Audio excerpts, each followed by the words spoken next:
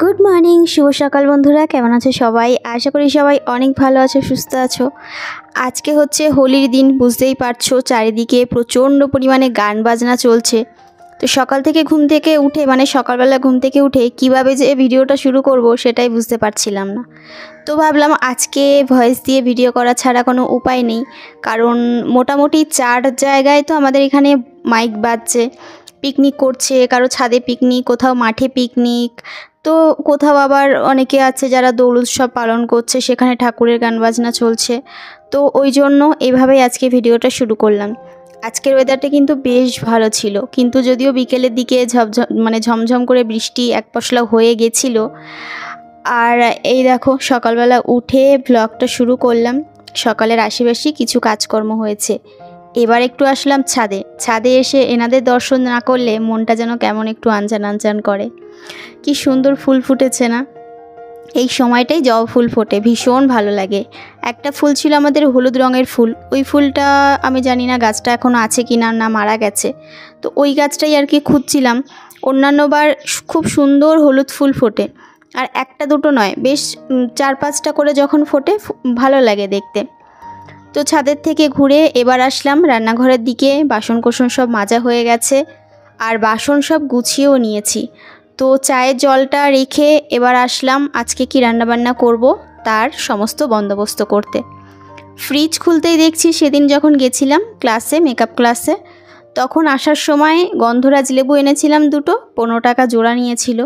আর তার সাথে না 10 টাকা করে 2 আটি এই ব্রাহ্মী শাক এনেছিলাম। ব্রাহ্মী শাক ছোটোবেলায় খেতাম না, ভীষণ তেতো লাগতো খেতে। এখন যদিও মোটামুটি খাই, আর একটু বড়া করে দিলে বা একটু ভাজা ভাজা করে রান্না করলে বেশ ভালো লাগে খেতে।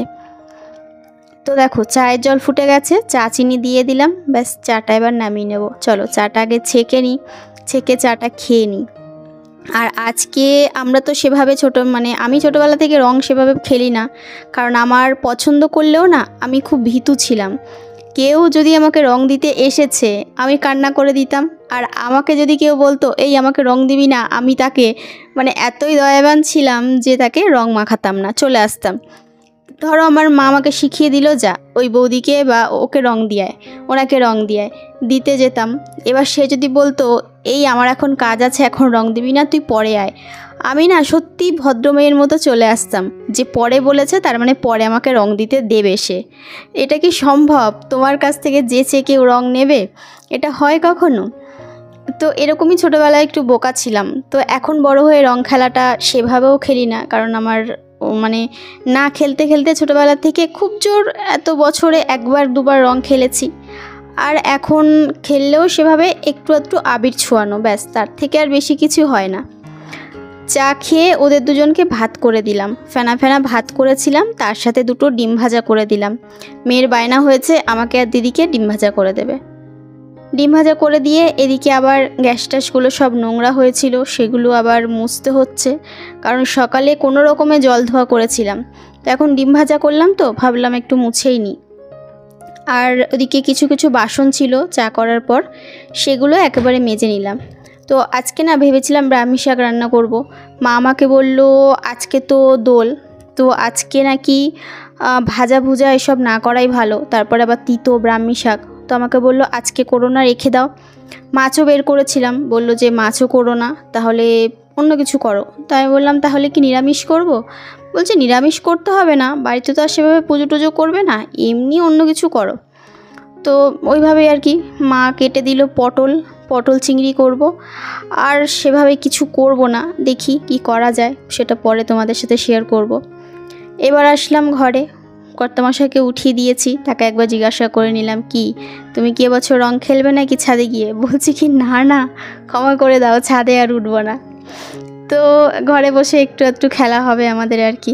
1 বছর বিয়ের পর দিদির বাড়িতে গেছিলাম, আগের বছর না তার আগের বছর মনে হয় আমার দিদির বাড়িতে গেছিলাম, মনে পড়ছিল বেশ সেই দিনটার কথা। ওদের সাথে রং খেলছিলাম, আমি যদিও মাখিনি, আমাকে বেশ কয়েকজন মাখাতে এসেছিল। তো তখন আমি বলেছিলাম যে আমার রঙে অ্যালার্জি আছে। আমার যদিও সত্যি রং খেললে একটু সমস্যা হয়, আমি জানি না কেন, এটা আমার মনের ভুল হয়তো, ওই জন্য তারা আমাকে রং দিতে পারেনি, তারাও অনেক ভালো ছিল। আর আমার মেয়েরা খেলেছিল।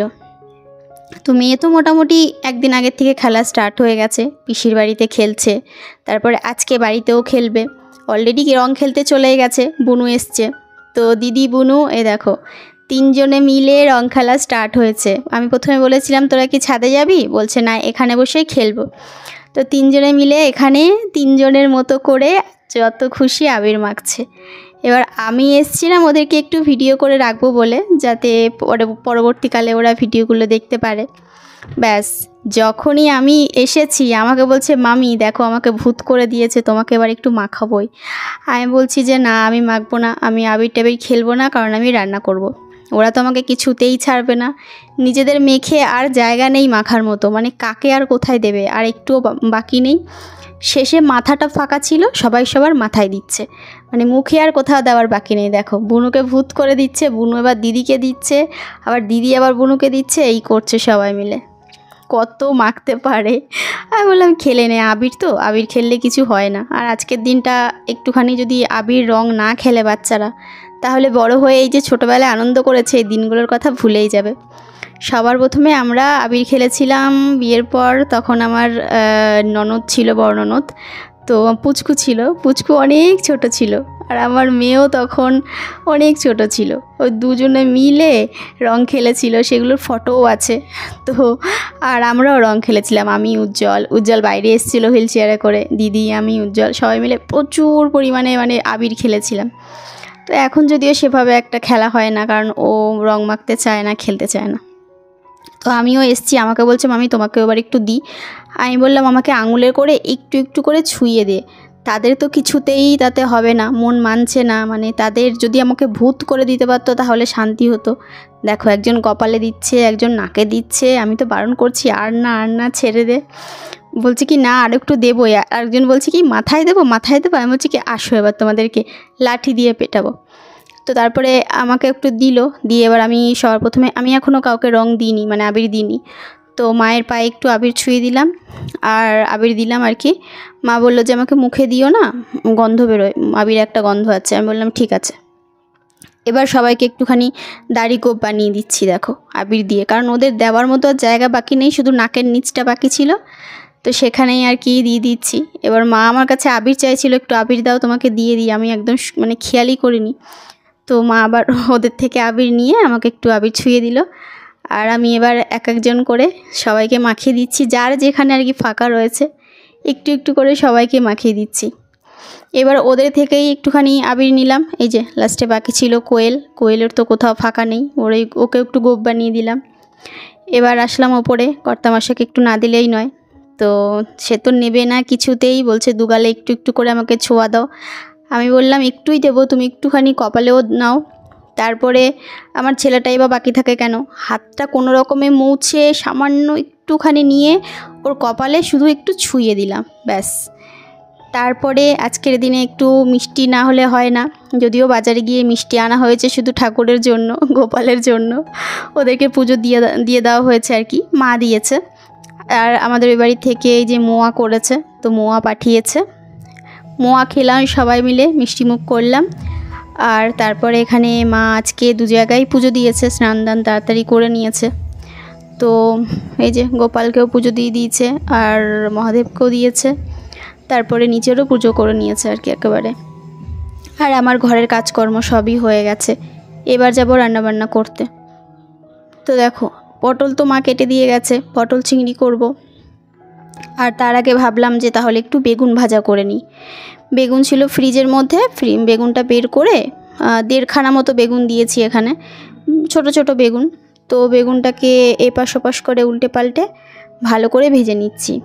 আর আমাদের ওই যে মশলাটা করতে পারছি না, তো ওই জন্য শিলে বাটতে হচ্ছে, আর নয়তো ওই মশলাগুলো কুচিয়ে নিতে হচ্ছে।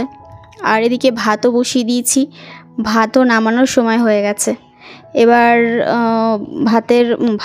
ভাতটা নামাবো, তার আগে দেখো এখানে পটল আলু এগুলো সব ভেজে নিচ্ছি। আর এই মাসটা তো চলেই যায়, সামনের মাসে হচ্ছে উজ্জ্বলের জন্মদিন। একটা বছর আবার কেটে গেল, বয়সটা আবার বেড়ে গেল। তো এটা একটা ভীষণ আনন্দের দিন। আমি একদমই, আমার মনে ছিল না, হঠাৎ করেও আমাকে বলছে, কণিকা তুমি কি জানো আমার পরের মাসে জন্মদিন? বলছে আমার জন্মদিনে কিন্তু স্পেশাল এবছর আর কিছু করবে না। আমি বললাম কেন? আমার তো মনেই ছিল না, আমার তো মনে থাকতোও না, আমি একদম ভুলেই গেছিলাম। তো তারপরে অনেক বলে টলে বায়না করে তারপরে বলল যে আচ্ছা তাহলে, মানে ও নিজের মতো করে একটা পছন্দ মতো বলেছে, এবার সেটাই আর কি করব। তো এটাই ছিল আর কি কথা। হ্যাঁ, ওদের জন্মদিন বা ওদের একটা স্পেশাল দিন আসা মানে আমার জীবনে ভীষণই খুশির দিন হয় সেইগুলো, কারণ আমি সেলিব্রেট করতে ভীষণ ভালোবাসি। খুব বড় করে না হলেও নিজেদের মতো করে যতটা পারি গুছিয়ে গাছিয়ে ওদেরকে দিতে ভালোবাসি, ভালো লাগে বেশ জিনিসগুলো। তো এই আর কি। তো চলো দেখা যাক, জন্মদিন আসুক, তারপরে সেই দিনে কী করি আগের থেকে একটু প্ল্যান করতে হবে। খুব বড় কিছু না হলেও ওর যাতে স্পেশাল ফিল হয়। আমরা সবাই চাই আমাদের জন্মদিনটা একটু স্পেশালভাবে সবাই একটু পালন করুক। এটা শুধু মানে আমাদের সবারই হয়, শুধু ছোটোদের নয়, যতই বয়স হোক আমাদের এই জন্মদিনটা আমাদের কাছে সত্যি ভীষণ স্পেশাল। আর এদিকে দেখো পটল চিংড়ি রেডি হয়ে গেছে, আলু টালু সব আগের থেকে ভেজে নিয়েছিলাম, আর মশলা দিয়ে কষিয়ে জল ঢেলে দিয়েছিলাম। তো নামাবো এবার, দেখছি আলুটা সেদ্ধ হয়েছে কিনা। তো দেখলাম যে না, আলুটা ভালোভাবেই সেদ্ধ হয়ে গেছে। একটু ঘি, একটু গরম মশলা আর সামান্য একটু চিনি দিয়েছিলাম, না হলে ভালো লাগছিল না টেস্টটা। আর ঝালটা আজকে একটু মোটামুটি ভালোই হয়েছিল, তো একটু ঝাল না হলে ভালো লাগে না।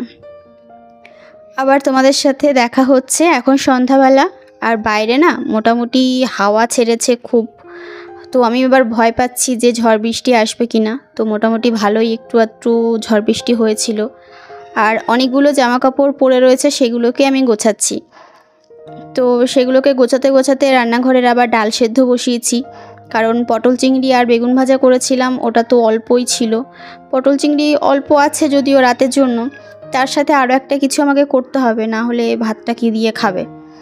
আর এদিকে জামাকাপড়গুলো গুছিয়ে নিচ্ছি তাড়াতাড়ি করে, কারণ জোরে ঝড় বৃষ্টি আসার আগে জামাকাপড়গুলো গুছিয়ে আমাকে ব্যালকনিতে যেতে হবে, তারপরে ছাদে যেতে হবে, নিচে যেতে হবে, সমস্ত জানলা দরজা বন্ধ আছে কিনা সেগুলো একবার করে চেক করতে হবে, না হলেই সমস্যা। আর আমার সবথেকে বড় সমস্যা হচ্ছে ব্যালকনিতে গাছগুলো, কারণ এই গাছগুলো এই দেখো কী পরিমাণে মানে বিদ্যুৎ চমকাচ্ছে বাইরে, বুঝতেই পারছো দেখে। তো সমস্ত যে জ্যাক পয়েন্টগুলো সেগুলো সব খুলে দিয়ে আসলাম। খুলে দিয়ে এসে আবার এই জামাকাপড় ভাঁজ করতে লেগে পড়লাম। জামাকাপড়গুলো অনেকগুলোই জমে গেছে আর কি, এগুলো ভাঁজ করে জায়গা মতো গুছিয়ে রাখবো। গুছিয়ে বলতে এখন ওই ঘরে রাখবো, পরে আলমারির মধ্যে রেখে দেবো এক এক করে গুছিয়ে। এখন তো সময় নেই, এখন যেতে হবে কোথায় জানলা খোলা আছে, কোথায় দরজা খোলা আছে, কোথায় আমার গাছ সরাতে হবে, সেই সব চিন্তা ভাবনা। তো দেখো এমনিতেই আর কি হাওয়া দিচ্ছিল মোটামুটি, এবার আরেকটু বেশি জোরে হাওয়া দিচ্ছে। তো আমি আর সময় নষ্ট না করে এখানের গাছগুলো সরিয়ে জানলাটা আগে বন্ধ করলাম। তারপরে যাব আমাদের ঘরে, কারণ ঘরেও রয়েছে জানলা। ঘরে না আমাদের দরজাটা একটু কেমন যেন, তো ওটা অটোমেটিক একটু জোরে হাওয়া দিলে জানলার থেকে দরজা এমন জোরে এসে দরজাটা বন্ধ হয়, মানে ভীষণ জোরে বন্ধ হয়। তো জানলাটা বন্ধ করে, ঘরের জানলাটা বন্ধ করে এদিকে আমি এই ঘরে আসলাম জানলা বন্ধ আছে কিনা চেক করতে। তো দেখলাম যে জানলাগুলো বন্ধ আছে। একটা জানলা আর কি খুলে যায় চিটকানি দিলেও ব্যালকনির দিকে, ওটাকে আবার দড়ি দিয়ে ঠিক করে বেঁধে টেঁধে তারপরে টেনে আটকালাম, তারপরে ঠিক হলো। তো জানলা বন্ধ করে দিয়েছি, এবার ব্যালকনির জানলাগুলো শুধু বন্ধ করলেই হয়ে যায়। তো ব্যালকনিতে এবার যাচ্ছি দেখতে কোথায় কি খোলা আছে কি না, গাছগুলোও নিচে নামিয়ে রাখতে হবে সব। তো ওইদিকে ঝড়ের পাট গুছিয়ে আমি আসলাম রান্নাঘরে এসে দেখছি ভাত প্রায় হয়ে গেছে, আর এদিকে চিকেন সেদ্ধ বসিয়েছিলাম, তো সেটাও হয়ে গেছে। তো দুপুরবেলা না কিছু ভাত বেঁচে গেছিলো, দুপুরে যে ভাত রান্না করেছিলাম। এবার দুপুরে যদি কিছু ভাত বেঁচে যায় সেটা কি করি বলো তো, রাতে যখন ভাত বসাই ভাতের মধ্যে ভাত দিয়ে দিই, ফুটে যায়, তারপরে গরম গরম নামিয়ে নিই, তাহলে ভাতটা নষ্টও হয় না আর খাওয়াও হয়ে যায় গরম গরম, ঠান্ডাও খেতে হয় না। আর এদিকে ডালটা সেদ্ধ হয়ে গেছে, তো ডালটাকে এবার ফোড়ন দেব। আর এদিকে আমারও অনেক কাজ আছে, এগুলো মিটিয়ে আমাকে প্র্যাকটিসে বসতে হবে, কারণ শুধু সংসারে কাজ করলে হবে না, যে কাজটা নিজে গুছিয়ে বসেছি শিখতে সেই কাজটাও তো ভালো করে শিখতে হবে। তো আর করব তার সাথে আলু ভাজা, ডাল করব, আলু ভাজা করব আর ভাত, এই আর তো পটল চিংড়ি রয়েছে, রাতটা আর কি হয়ে যাবে। তারপরে ঝড় বৃষ্টি হচ্ছিল, তার মধ্যে আমি এখানে বসেছিলাম, মেয়ে ওরা পড়তে গেছিলো, তো আমি আমার কাজ করতে বসেছিলাম। আর এই আই মেকআপটা আজকে করেছি, তো কেমন হয়েছে আমাকে কমেন্ট করে জানিও। একদম মানে সত্যি বলবে, যদি ভালো হয় ভালোই বলবে, খারাপ হলে খারাপ বলবে, কারণ সবে শিখছি তো। আর এটা একদম পুরো মন থেকে করেছি, কালারটা নিজের মতো করে নিয়ে। আর এখন এই 9টা বাজে, তারপরে আমি বসেছিলাম নিয়ে এই ফোনের ব্যাক কভারটা রেডি করতে, নিজের মতো করেই করার চেষ্টা করেছি। হ্যাঁ, খুব একটা ভালো হয়নি, কারণ ফোনের কভারের ওপর না পারছিলাম না খুব একটা ভালো করতে, তো কোনো রকমে আর কি করেছি। কেমন হয়েছে তাও বলো, চেষ্টা করেছি করার আর কি। তো চলো, আজকের এই ভিডিওটা এই পর্যন্তই রাখলাম। সবাই অনেক ভালো থেকো, সুস্থ থেকো, আবার তোমাদের সাথে দেখা হচ্ছে আগামীকাল নতুন একটা ব্লগ নিয়ে।